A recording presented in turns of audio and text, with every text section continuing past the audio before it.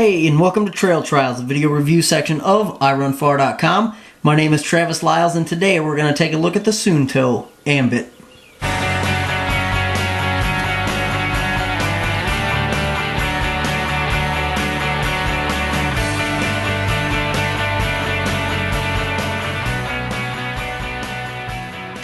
GPS is generally fell down for the ultra running, mountain running, and trail running community is in terms of three things. So battery life, climb or altitude, and accuracy. So the Suunto Ambit tries to address all three of those. It does the battery by enabling two things. So you have two battery ratings that come on the Ambit. The first is a 50-hour rating. That is a slower sample rating, so we're not going out and checking satellite all the time. We check once every minute to determine where that's at. So if you think about hiking or a slow moving activity or a straight path, that's probably going to serve its purpose. In terms of running, which we're talking about here today, we're going to want something that's a lot faster so we can check on things like real-time pace and distance and be more accurate with it. So the Ambit has the ability to go out and check every second. In that mode, we still get 15 hours, and in terms of my testing, I was actually able to get 18 and a half hours and around 120 miles of training in that time period with only plugging the watch in to do data transfer. So a long time, which should get you through really anything up to 100K, and for the fast runners out there, you can get through 100 also. Another place where accuracy comes in is the watch has a accelerometer on it. So it understands movement outside of just GPS. So if you're in a heavy dense area, you're downtown in a city with a lot of buildings, you're deep in a canyon, and that signal's bouncing around, the watch will try to smooth out that signal by using that accelerometer of that movement and pairing that up with your GPS reading, so you have a more accurate way of doing that when signal is lost. In terms of climb and altitude, the watch has a altimeter built in, so it's using barometric pressure, not just GPS data to figure that out. So you mash all those things together and you have a much more accurate device that's targeted at that outdoor person doing things in the mountain, doing things in climbing, and being on your feet or bike or whatever it is that you're on for a long period of time. So with those things in mind, first we're going to get up close and look at the watch in detail, and then we're going to take a look at some of the software side, which is also important. Here we have the kit that comes with the Ambit. So you're going to get the device. If you get the heart rate monitor feature, you will come with this heart rate monitor, and then you will get the syncing cable. So just a quick view of how that's going to hook up. You have 4 dots here on the back, connectors that are going to connect with this part of the watch. This, of course, USB will be plugged into your computer, and you're going to simply clip this on, and that's going to transfer the data. This isn't the most secure way of being able to transfer that. I've had it kind of fall out and some things like that, but once you get it and kind of figure out the best way to set it on your desk, it does just fine. The good side of this is that you don't have a hole anywhere on the device where water or something like that can sink into. So even though maybe this is a little trickier than, say, just a standard USB plug-in, you do have the benefit of having a more sealed unit. So let's take a look at the face of the Ambit. So what we notice is I have the black unit here. It is a relatively thick device in terms of a normal watch. However, in terms of GPS, it's not that far off of size-wise what you've probably seen in other places. So just real quickly to give you a comparison, here it is beside the T6C. So not a major amount of difference in the size of these two devices, but it is slightly thicker. Of course, you have a GPS in the Ambit where you don't in the T6C. So obviously that's going to make up some difference there. And there's your thickness levels. And then just to give you another, maybe example of a very thin watch, here's an Ironman Sleek beside that, just to give you kind of a look from a size perspective of what's different. On the face of the watch, you're going to have your dials, of course, all the way around it. At the bottom, you have your view. The view does some changes what you have in terms of day or time, seconds, that sort of thing. And you can also hold that button down and switch over to the negative. So you can have white background with dark numbers or dark background with light numbers, so whichever those that you'd choose. You have your back and your lap button up here on the top left And then on the side you're going to have start and stop, your modes or your next view, and then your light and your lock down here at the bottom. So to start an exercise, it's actually pretty simple. You're going to hit start, stop, and this is going to bring up your screen of what you're going to do. From there you can either choose exercise, navigation, or previous, and previous is going to allow you to go back through your previous log of exercises. We're going to go ahead and say exercise, so we hit our middle button, next, and it's going to ask us what we want to do, and I'm going to show you how to navigate and adjust and modify all these settings, because this is something that I've done for myself here. So I've got cycling, I have trail running, and I have running. We're just going to choose up and down with our things on the side. We're going to say next, and then it's going to say start with the heart belt or start without. We can say start without. We can also turn that off, and then start with GPS or start without GPS. And that's our basic way of getting into an exercise. Once GPS is found, as it just was, what we're going to have is our watch in terms of what we want in front of us. When we want to change the way that looks, we can actually go to next and get different types of views based off of that. So we can have up to 8 different screens per individual exercise. So as we move through that, we have different ones that I've set up and can change based off of what you're doing. These are also going to be a different screen based off sports. Trail running is going to be more about climbing, vertical speed, distance, whereas road running, or just running as it's defined, is going to be more about pace, distance, and splits. All that's configurable, but that's some of the out-of-box things that you're going to get. The GPS antenna sits right here, so you can see on this side of the watch, on the outside of the watch, we don't have that. It's going to sit here. That's going to sit on the top of your wrist and give it its most clear view of the sky. You have a nice band here that is relatively thick, feels like it's going to be nice and durable. Metal on our clasp here. The bezel is metal. These buttons feel like they're nice to the touch and have good tactile feedback. And then overall you have a device that doesn't have any seams, as I mentioned earlier, so it's a much more sealed unit in terms of what you're getting. So it's tough to go out and show what a GPS watch looks like without having a bumpy video. So I've put this through the ringer, lots of different things, hill repeats, road running, trail running, hiking, and what we're going to do now is move her over into the software piece.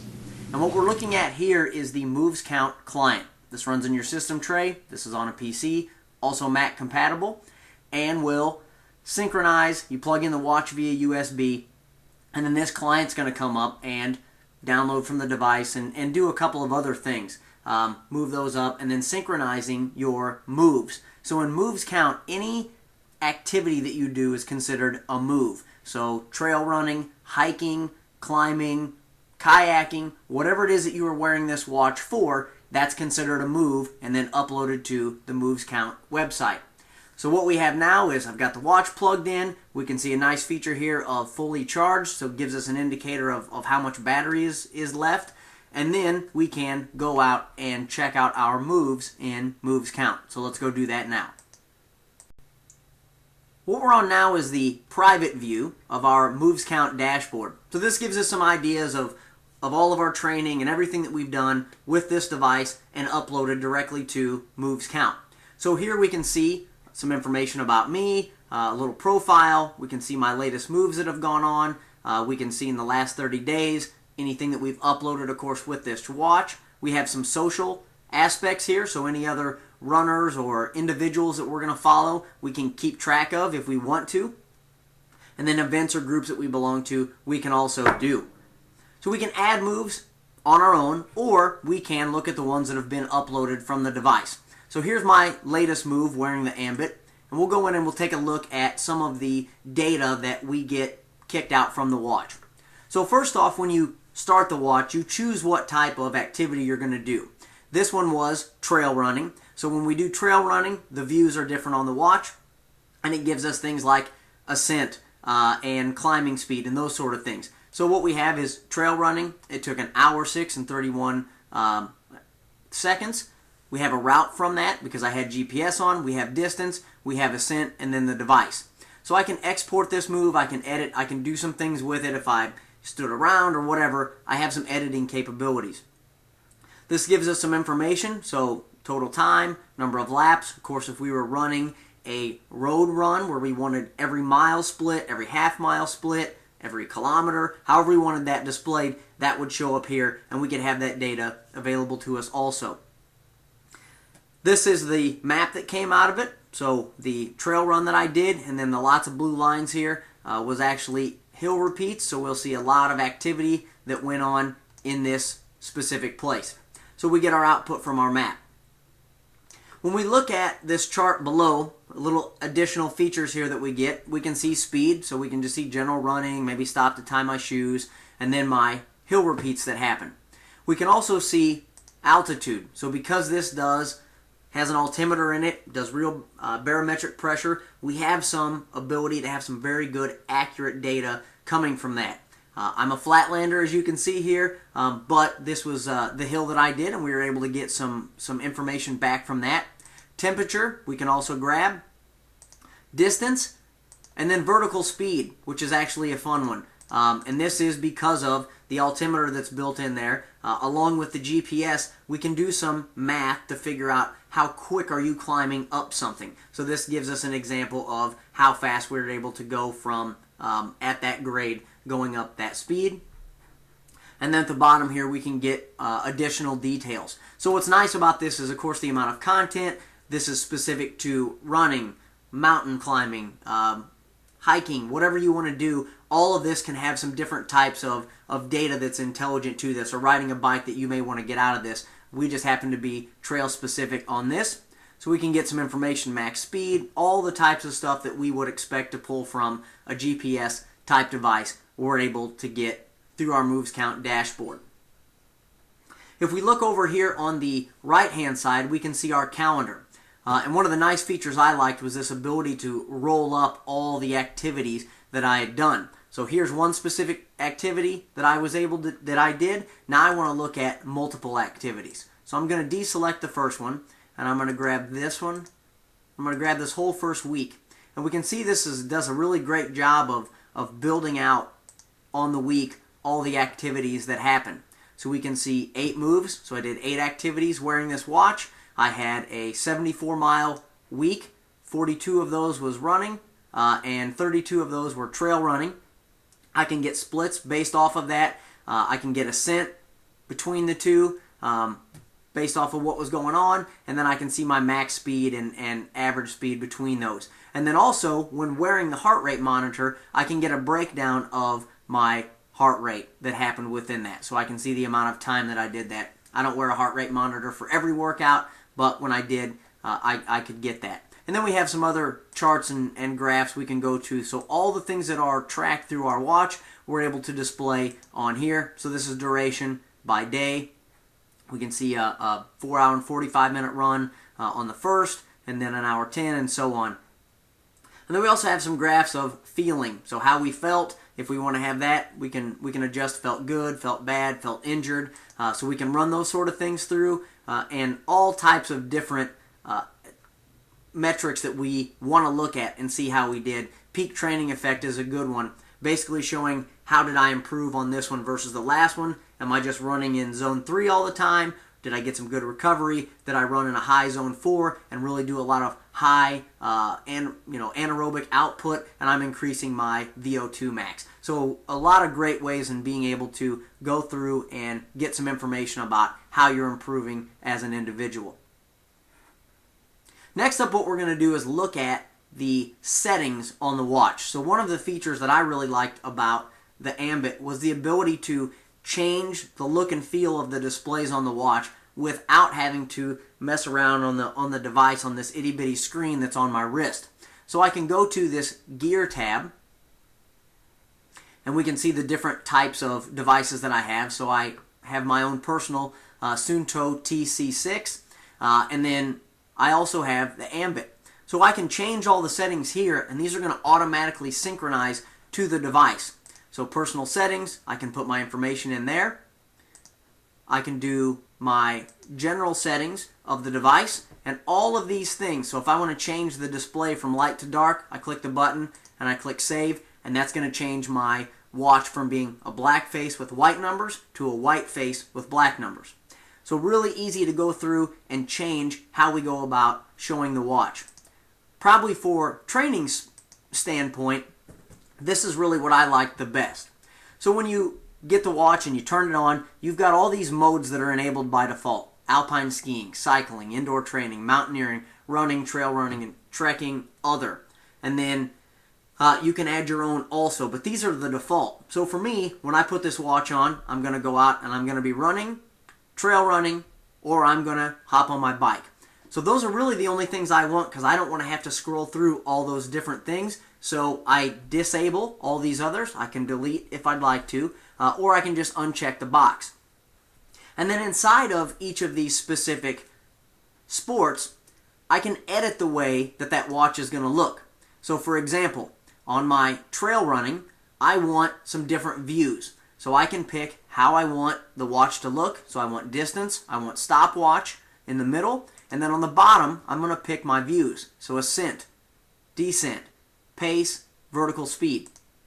That's one view. My next view could be time, heart rate, and average heart rate, peak training effect, vertical speed. And as you can see, I can have more and more and more displays.